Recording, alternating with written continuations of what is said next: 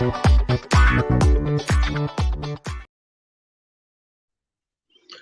and welcome to the morning show teeing off with RevSportz. A very good morning to all of you. And today is the big day. Border Gavaskar Trophy third test at Indore starts today. India are 2-0 ahead and they need another victory to fix their spot in the World Test Championship finals. And Akshay Mukhopadhyay is there in Indore and he'll be joining us along with Devashish Sen. So can we please have Devashish and Akshay? Good morning. Good morning. Good morning, everybody. Good morning, Rohan. Obviously, the first news is that India has made two changes. So, Mohammad Shami is out, rather rested, and Umesh Jadhav comes in. And as expected, Shubman Gill comes in for out of form KL Rahul. That's the two changes. Big news coming up. As far as Australian team, I am I'll just share the Australian news as well. Let me find out. So they both Cameron Green and Mitchell Starc coming in. So Australia for the first time in the series going in with 5 bowlers with Cameron Green, Matthew Kuhneman, Todd Murphy, Nathan Lyon, Starc, and Cameron Green.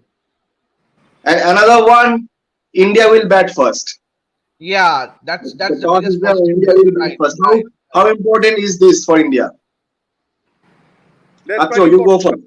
Quite important that as we were discussing all through, that on such kind of pitches which are expected to assist spin, batting gets progressively difficult. As the match goes on, the wicket, there is some wear and tear in the wicket, and batting becomes progressively difficult. So, in such conditions, winning the toss is always a good thing. And for the first time in this series, India has been able to do that. Yeah. So that's a good toss to win. Absolutely. Devashish, your thoughts on the toss and important toss to win? And it's a huge toss to win because we know what could happen to this fate of this test match as well, because it's also going to be a turner, but I won't say it will be a ranked turner because there is a bit of grass in the middle with the two edges is bare.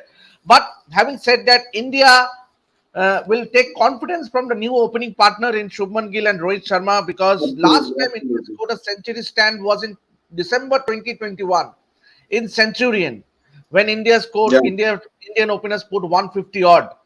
So it's a long time, and with Shubman in form, he scored 100 in Bangladesh. He's in red hot form, scoring those 3 centuries and double centuries in ODI. So and he looked confident. The 2 days before this test match, he looked very confident. So it is an expected change that Shubman Gill comes in for KL Rahul. So one would hope Rohit Sharma winning the toss, it only augurs well for India.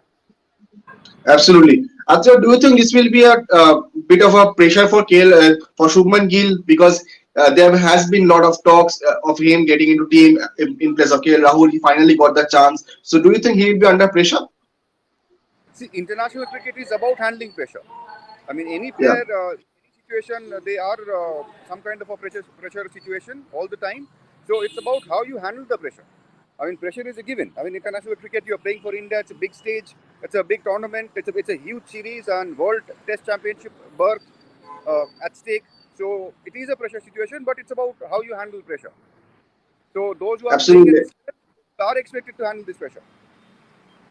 Absolutely. And we had a blast of an interview yesterday, with Michael Clarke in backstage with Bodia, and Michael Clarke said that if he was the captain, he would have backed KL Rahul in this form because the team is winning. Your thoughts on that, Devashish? Yeah, absolutely. And he was right, spot on. Obviously, to be coming from a captain like Michael Clarke, who is so experienced, he has done, we all know. And whatever points he made in that interview with backstage with Boria on backstage Moria, they were all spot on. And he took a stand on every point. And obviously, he did say that if he had a go against Australian batters, because especially with their techniques, not deploying spin, deploying sweep shots, because instead of playing their footwork, they went back. And if you Yeah. see, I was just going through some statistics. Out of the 40 dismissals, 32 were against spinners in this series so far. The last two test matches, out of 40 dismissals, 32 were against spinners, and out of those 32, 21 were bowled or leg before. So Okay. they really got all wrong. Means they were straight balls and they were still leg side balls. They were still sweeping, and that brought their downfall. So this is some very interesting point. Atroda will be a better judge. Atra will be a better judge to tell how the Australians practice at the indoor wickets. Obviously, they did had a training session in Kotla as well before flying to indoor. So this 9 or 10 days gap will do a world of good for them, because they were mentally, psychologically, whatever you might say, were down against Ashwin and Jadeja. So this gap, whether they have learned from their mistakes, whether they have tried to do something different, whether the batters will use footwork against the spinners, not playing back, because that's not the way you win. You take the example of Rohit Sharma. He's a perfect example how the Indian batters approached the Australian spinners. And obviously the sweep is not the only shot. Obviously you play sweep, but it's not for all it's not the only shot that you succeed in. Absolutely. I'll come to Akshay first next, but can we please have that Michael Clark's thoughts on KL Rahul, and then I can take Akshay's call on that. So much talk about KL Rahul. You've been a batter yourself. You're not in form. Should the team keep going with you, or should they give you a bit of a break? Look, I really like KL Rahul. I think he's a great young man, and I think he's an extremely gifted player. India's winning at the moment. So if I was captain, I would be fighting for him. I would be saying we are winning. I know he's not at his best, but we can afford to keep him in the team right now because we're still winning. I back that he's a good enough player. He's going to train hard enough. He's going to come good for us. He might, in this third test, we might be under pressure. He might walk out and make 100. But if the team's winning, I think you can keep players that aren't performing a little bit longer. So I would be fighting for KL Rahul right now. We heard Debashish's views. Akshay, your thoughts on this? On Rahul, right? Yeah. On Clark, on backing Rahul. So do you think he? I have a lot of respect for Michael Clark. He was a fantastic batsman, a World Cup winning captain, but I do not agree with him on this point, because Rahul was he didn't look confident at all, and it was and the team not getting a good start puts pressure on the following batsmen. And I thought Rahul had been given a fair amount of chances, fair amount of opportunities. He couldn't capitalize on those, and that's why somebody else, in this case Shubman Gill, they deserved a chance. I fully respect, what Michael Clark has to say. I have enormous amount of respect for him, but on this particular point, I do not agree with him. Rohan. Okay. And on the other change, Umesh Yadav coming in for Mohammad Shami. So do you think that is a good replacement? Akshay, you go first. See, Umesh Yadav has been a very handy bowler for India in these conditions, particularly in Indian conditions. He gets it's quite quick. He gets the ball to reverse, and those are important qualities to have in such conditions. But I'm not sure about the logic of giving Shami a break on the pretext of workload management. Yeah. He hardly played. India finished 2 matches in 6 days, less than under 6 days, and Shami bowled something around 29 overs across the 2 matches. So And there was a long gap also. Workload-wise, I do not think he had to take a lot of load. But anyway, the team has decided that it's better to use him sparingly, and it's not a bad move that way, because Umesh is a fairly capable replacement, and his record in India is particularly good. So I would say it's okay. It's okay. Since you also need to preserve Shami, keeping in mind the challenges that are coming up. So that way, I think it's okay. Okay. Devashish, coming to you. I just like to add to Atro's point. Obviously, I also am not in favor of making too many chopping and dance. But the only fact that Umesh might be drafted in is that he has the best record as far as the Indian paces are concerned in last 3 years. If you look at the statistics, Umesh Yadav has the best record, means in home conditions, and he's a hit the deck bowler, and he has pace along with so that maybe that's the only reason that Umesh has been drafted in. But having said that, obviously, now that Indian team is more or less, if they win this test match, they are guaranteed of a World Test Championship final. So maybe preserving that, as Atro said, that obviously this workload management has been making rounds for a long time now in Indian cricket circuit.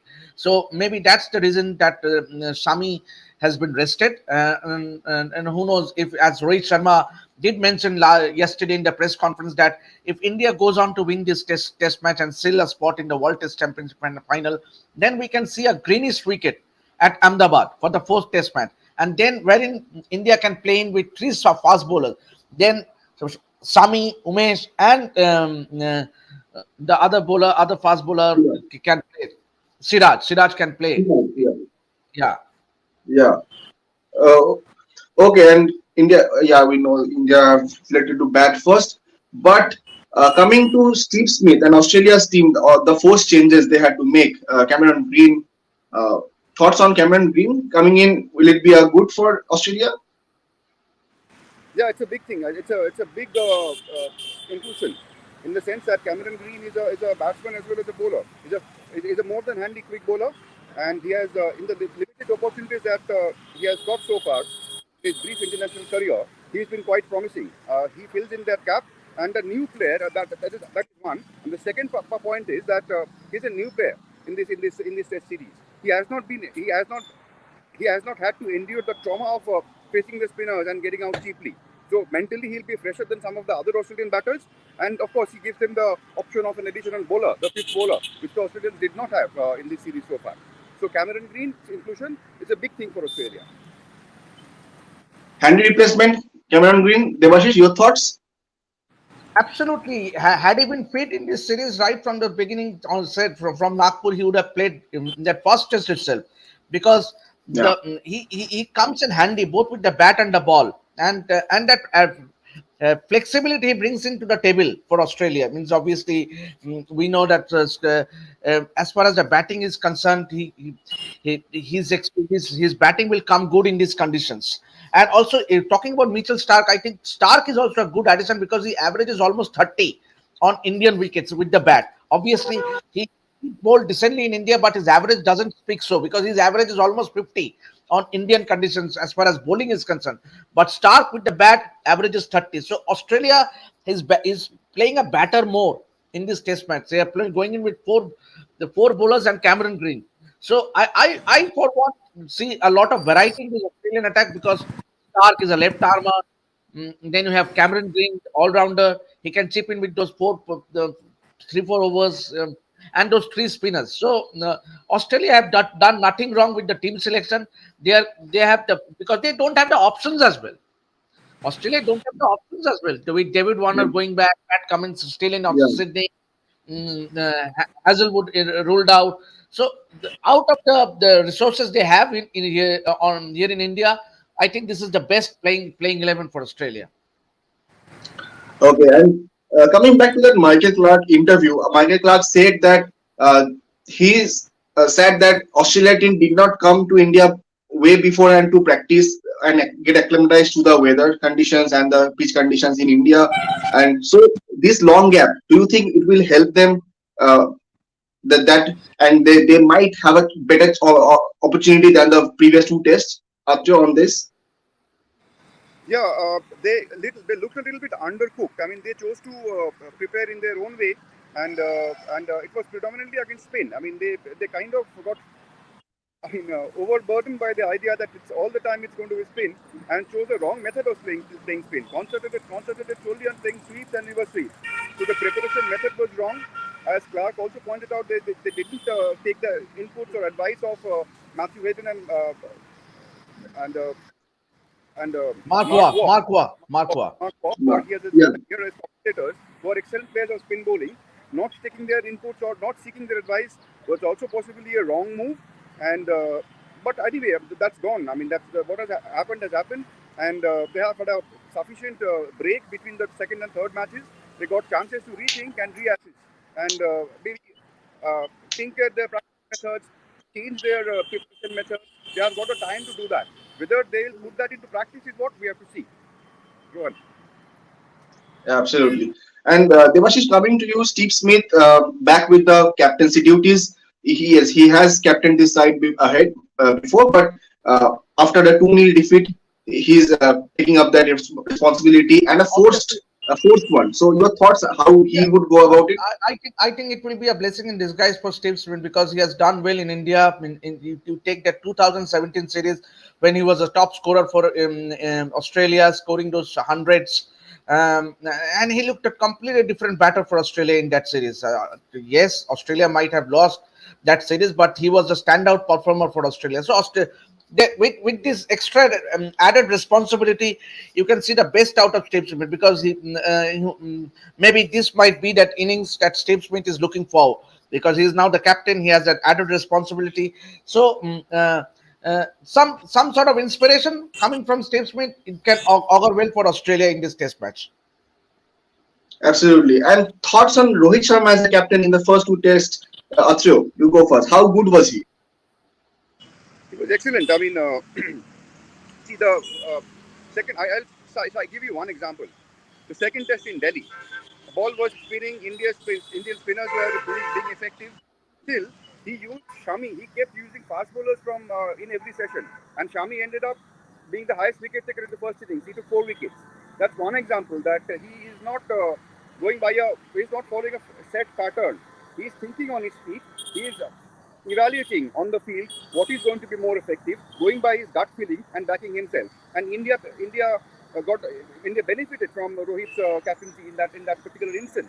Otherwise, Absolutely. also it's not easy when you have 5 bowlers. I mean, when you have 5 bowlers, one invariably gets underutilized, like Akshar has been so far in this series. Akshar Patel, he hasn't had too many overs. Neither did Siraj.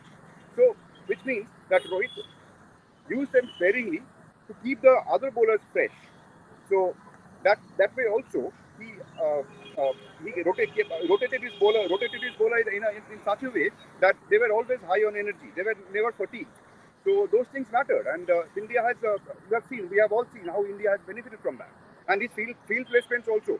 I mean, in the second Australian innings, when in the second test, when Australia were in a position to proceed towards a formidable total and put India under pressure, it was a mix of attacking and defensive field. He had around Yeah. three catches. He had 3 catches around the bat. He also had 3 players protecting the boundaries. So these things show that he doesn't follow a set pattern. He doesn't go by what he has seen in the past. He goes by what he thinks is best on that particular day, on that particular moment. So these are signs of an astute leader, which Rohit Sharma has been so far in this series. Absolutely. And Michael Clark also had some good thoughts on Rohit Sharma as a captain. So can we please have that? Yep, 100%. Oh, look, I've always thought he's a good captain. There's no doubt about it. And the other thing, to be able to captain with Virat in the team as well. Those two look like they're working well together. Rohit's a very good captain. He's very aggressive. He knows his team strengths. I think his batting has got better since he's taken over the captaincy. I love seeing him opening the batting. I think that's his place. And he's leading from the front with the bat, which makes life easier as well. But tactically, he's there to bowl Australia out twice. He wants to win the test match, so his job is to take 20 wickets. You can see it with his field plays. Absolutely. And Devashish, Rohit Sharma is a good captain, but this was not in the plan. But I just came into my mind. Do you rate Rohit Sharma as a captain over Virat Kohli as a captain? Oh, come on, you have. Uh, Obviously, no. But Virat Kohli was records is far more superior than Rohit Sharma. Let me just put it out. Means obviously, India were the number 1 ranked Test side under Virat, and India won Test matches, one series, dominated series. So, but yeah, Rohit has done well so far.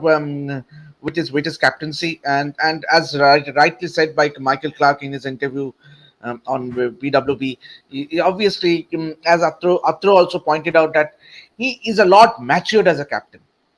and when you captain India for a long time, say in the white ball format, and so that transpires into the test mode as well, because now we see a lot more matured Rohit Sharma, and especially as Atro pointed out, keeping in a fast bowler in Shami in that Delhi test match, and always keeping in those closing fielders, and Yeah. also balancing between attacking and defending, because constantly keeping those three fielders in closing as well as three fielders saving the boundaries. So these are the small bits which makes a good captain, and Rohit is one for me. And obviously he has done well, and obviously he, in, he he's only going to get better. He's only going to Yeah. get better with this. So, and this series win against Australia will be the best Test series win for Rohit as a captain, because Australia series is obviously, you won a series. You might win other series, but winning a series in Test series against Australia is the pinnacle for me. Okay. And let me tell you, this is going to be Virat Kohli's 200th international match in home soil. And with that, coming to you, Akshayo, you will go to the match. Just your thoughts before that. What should be India's first session target? How should No, they go about it? target is to not lose lose Wickets. as few as possible. Run wise, see, it's a 5-day match. There is no target. It's Yeah. not about 50. So first target should be to consolidate, not and lose as few wickets as. In any test match, that is the target. Batting, the team batting first, that is the target. So that is it. Devashish, how should India go about it in the first session? Obviously, if they can go into lunch without losing a wicket, that will be the perfect platform for that middle order to get going, because we are with the likes of Pujara. He Yeah. played a very confident 30 odd in the second innings in Delhi. Obviously, he missed out in the first 10 innings, and then Virat also looked good so far. He may not have scored big runs. Virat, and then Shreyas Iyer, Ravindra Jadeja, Ashwin. So if this top order can get going, say if they can put at 50, 60 runs in the first session, and if they can go into the lunch without losing too many wickets, then obviously in Australia will have all the catching to do in this test match, because any score within the region of 300 plus, Australia have, obviously this wicket is will favor the batters. It won't be like the wickets we had in Nagpur and Delhi. Having said that, obviously if India can put runs on the board, then the spinners will come into effect in this test match as well. So, any run that India should be looking forward to put up as a first inning India, score? as many runs as they can. India need to score as many runs as they can. That's the no rocket science. Even anyone can say that you win the toss, No, like, you post a big total that automatically puts pressure on the team batting second.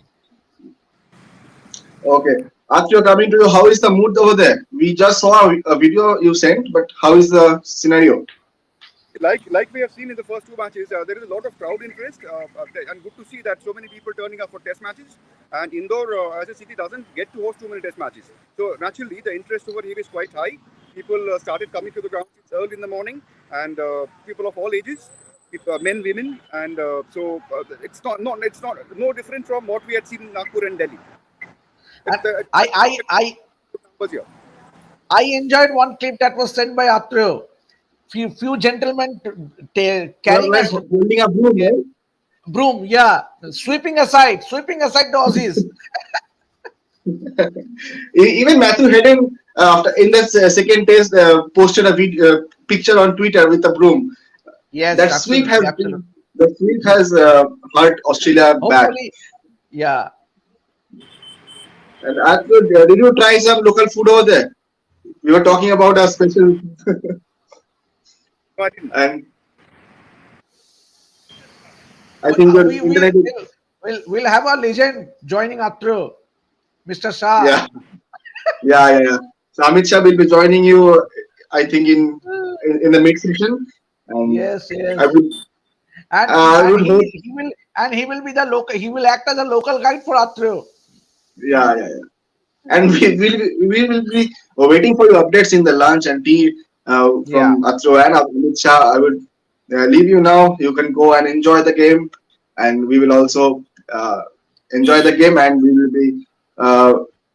Atro will be back with his meeting with his lunch update, and we have lots in store today also. Will be so. That's all. Keep following RevSportz, and we'll be back again tomorrow with the morning show team of with RevSportz with more on Border Gavaskar Trophy. That's all. Thank you, gentlemen. Thank you. Thank you.